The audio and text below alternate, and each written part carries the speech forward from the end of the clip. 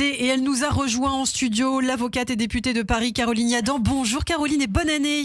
Bonne année Ilana, ce bonne année 2024 sonne étrangement, vous ne trouvez pas? Il sonne le glas d'une période que nous pensions difficile mais qui était somme toute plutôt sereine. Une période qui a définitivement disparu depuis le 7 octobre 2023.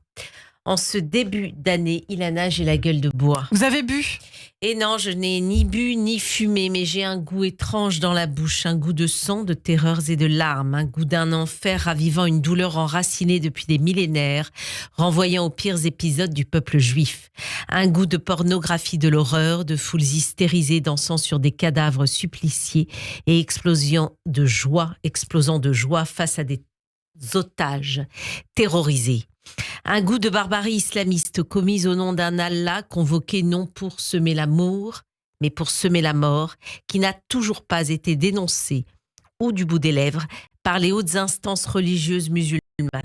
Un goût de dégoût profond face au silence assourdissant des mouvements féministes se disant progressistes, sauf quand il s'agit de juifs ou d'israéliens, qui considèrent que l'origine du criminel importe davantage que la nature du crime commis et pour lesquels le Hamas représente non un puits de cruauté sans fond, mais l'incarnation suprême et romantique de la résistance à Israël forcément coupable et à l'Occident honni, forcément blâmable. Un goût d'indignation face au silence de la Croix-Rouge, dont la mission, faut-il le rappeler, est d'agir dans le monde pour protéger et relever sans condition les personnes en situation de vulnérabilité. Un goût de colère sans cesse renouvelé face à l'inversion accusatoire qui consiste, comme la défense des nazis au procès de Nuremberg, ou même quand Jean-Marie Le Pen et son point de détail à ne jamais établir de distinction dans la manière de donner la mort, dans les intentionnalités et les responsabilités. Une inversion accusatoire qui consiste à idolâtrer la violence en blâmant les victimes, à faire passer un bourreau jouissif assoiffé de sang pour un pauvre résistant éternelle victime et qui est relayé, qui continue à être relayé par des idiots utiles, complices du pire, partis politiques encensés par les néo-nazis soraliens, médias sans boussole ou ONG devenues armes de propagande très efficaces de l'idéologie islamiste au nom des droits humains. Alors comment faire passer justement ce goût du sordide, Caroline? Eh bien, en le combattant, Ilana, en agir pour défendre dans le monde les peuples israéliens, mais aussi iraniens, ukrainiens, rohingyas,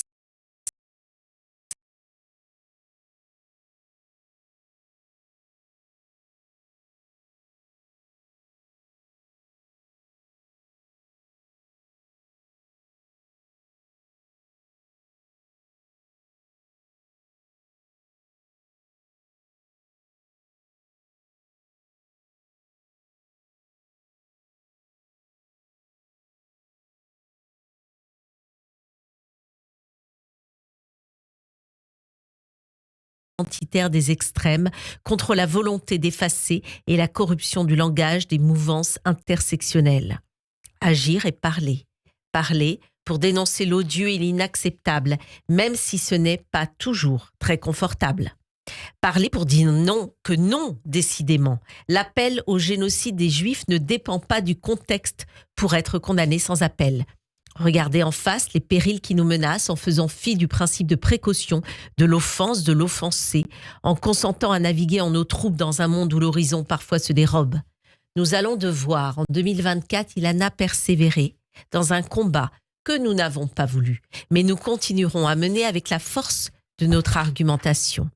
Un combat contre cet islam malade des virus du djihadisme, du salafisme, des frères musulmans et des mollahs iraniens qui tuent, violent, brûlent, décapitent, qui aspirent à la mort, y compris de sa propre population, et qui exècrent le corps des femmes.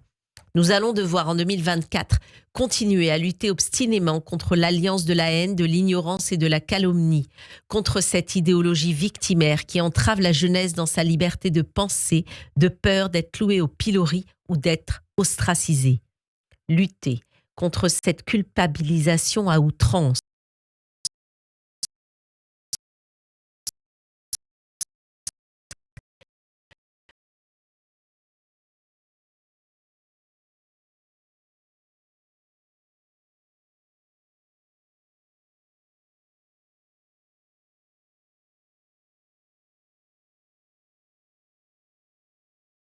vérité et nous la dirons. Là est l'enjeu de notre République et de notre citoyenneté.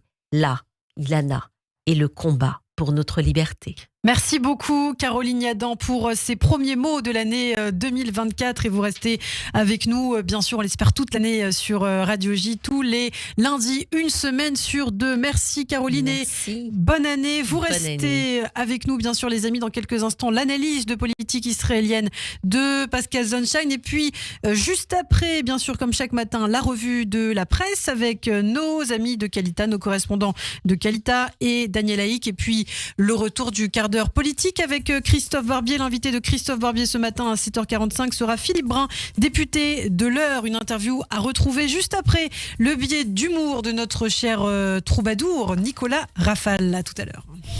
Radio J, Zoom Israël.